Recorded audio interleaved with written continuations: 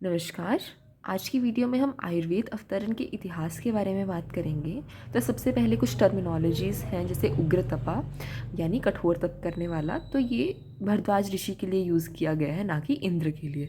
और दीर्घ तपा धन्वंतरी जी के लिए, आदि व्याख्याकार और भगवान पुनर्वसु आत्रेय के लिए यूज़ किया गया है इस टेक्स्ट में पर्टिकुलरली। तो हुआ क्या कि जो भरद्वाज ऋषि थे वो उग्र तपा यानी कठोर तपस्या करने वाले थे और दीर्घ जीवन की इच्छा रखते थे। तो वो क्या, इंद्र जी को शरण्य समझकर उनके पास गए। तो आयुर्वेद के पठन पाठन की परंपरा कैसे हुई कि ब्रह्मा जी को स्वतः जो आयुर्वेद का था वो ज्ञान हुआ। उन्होंने दक्ष प्रजापति जी को दिया, फिर 2 अश्विनी कुमारों को, शक्र यानी इंद्र को, और उनसे भरद्वाज ऋषि को आयुर्वेद का अध्ययन हुआ। फिर महर्षि, इसके पीछे की क्या स्टोरी है कि ये हुआ क्यों।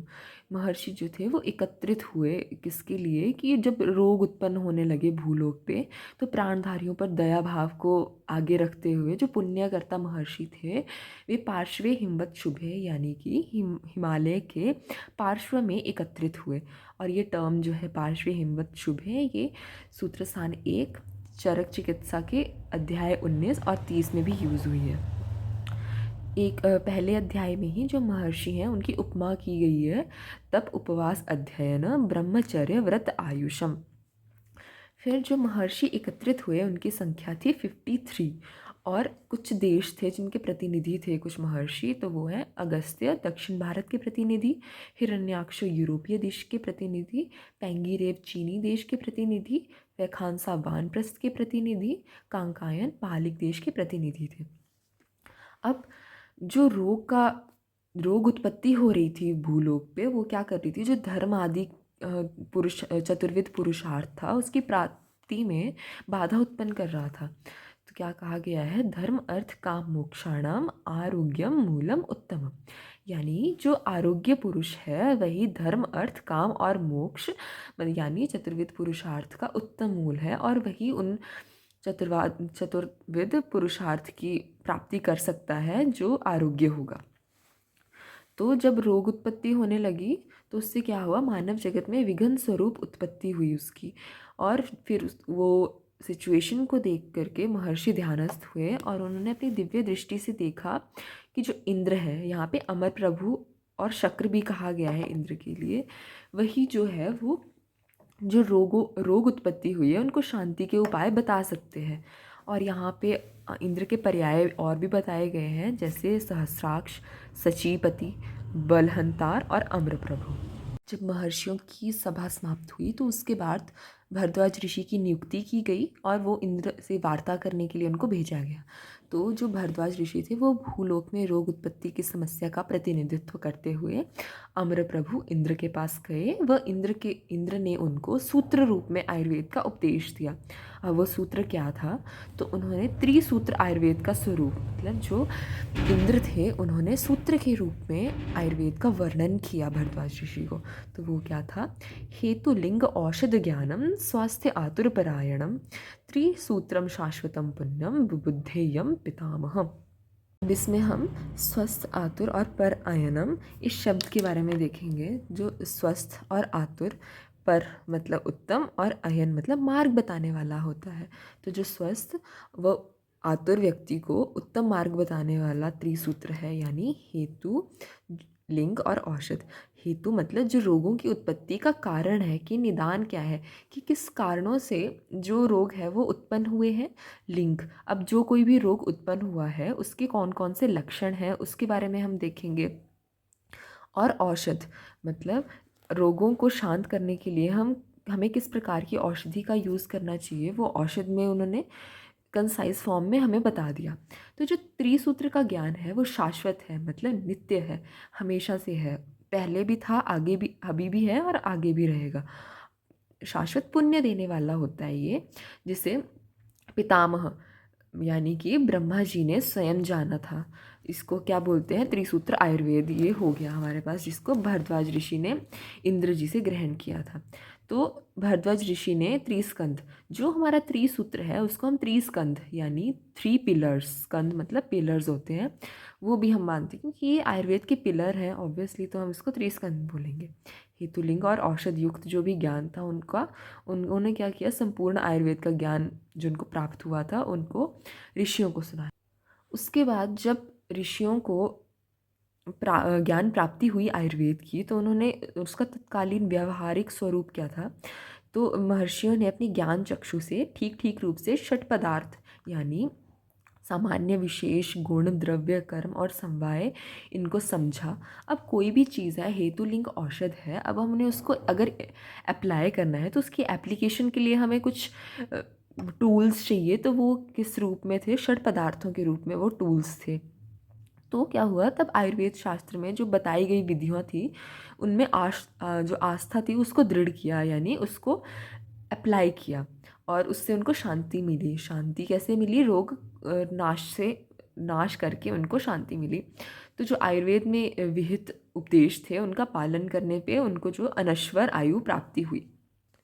तो इसमें अब आचार्य चरक ने षड पदार्थ, सामान्य, विशेष, गुण, द्रव्य, कर्म और समवाय ये माने हैं। वैशेषिक दर्शन ने द्रव्य, गुण, कर्म, सामान्य, विशेष और समवाय इस सीक्वेंस में माना है।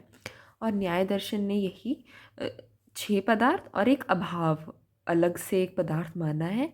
और कुमारिल भट्ट ने यही 6 और साथ में तार्किक को माना है। अब अभाव क्या होता है हमारे पास, कि किसी भी वस्तु का अभाव, तो हम चिकित्सा में उसको कैसे प्रयोग कर सकते हैं। तो आचार्य चक्रपाणि ने अपनी टीका में क्या लिखा है कि अभाव के समर्थन में, अक्षि कुक्षि भवा रोगः प्रतिशयाय व्रण ज्वरः पंच एते विनिवर्तन्ते रोगः केवल लंघनात्, यानी जो ये 5 रोग बताए गए हैं उनकी जो चिकित्सा है वो क्या है, हमारे पास लंघन है, यानी भोजन का अभाव।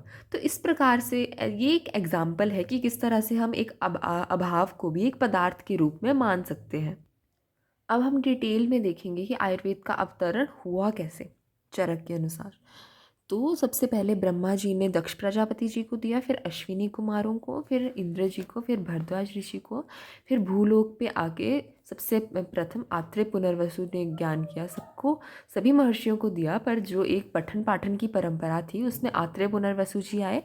उन्होंने क्या किया, प्राणी मात्र पर मित्रता की बुद्धि रखकर और सभी प्राणियों पर अनुकंपा रखते हुए, एक दया भाव रखते हुए उन्होंने अपने 6 शिष्यों को आयुर्वेद का ज्ञान दिया। कौन कौन से थे वो शिष्य, अग्निवेश, भेल, जतुकरण, प्राशर, हारित और क्षारपाणी।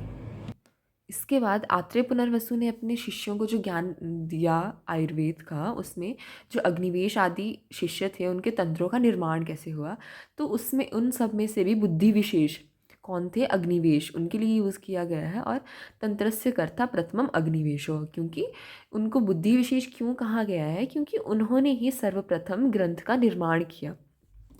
उसके बाद जो भेल आदि बुद्धिमान शिष्य थे उन्होंने भी अपने अपने नामों से जो संहिताओं की रचना की, और जो उन्होंने संहिताएं बनाई उन्होंने अन्य ऋषियों के साथ जो गुरु आत्रेय को सुनाई।